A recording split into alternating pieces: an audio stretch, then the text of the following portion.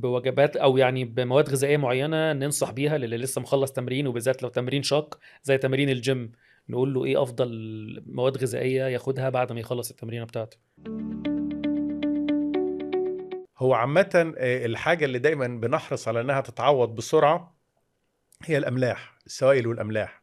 عشان كده حتى في الماتشات تلاقي إن هو مثلًا الفيفا خلِّت في الماتشات اللي في الجو الحَر إنك ممكن تاخد وقت مستقطع في النُص كده أهو عشان تشرب بس مَيّة مالحة. ولو نشوف الناس اللعيبة مثلًا لمّا بتيجي بتشرب مَيّة ملوِّنة، بنفتكر إنها بتشرب عصير والّا بتشرب فراولة، في حين إن هي لأ، هي دي فيها مَيّة فيها أملاح بطريقة معيّنة عشان إنها السوائل اللي بتُفقد من الجري مثلًا.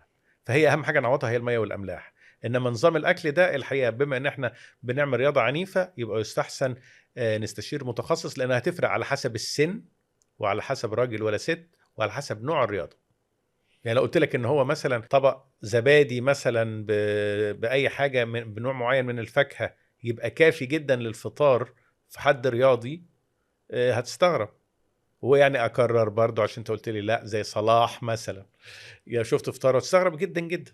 بس ساعتها هتعرف ليه هو عنده six packs وليه هو راجل fit بالشكل ده.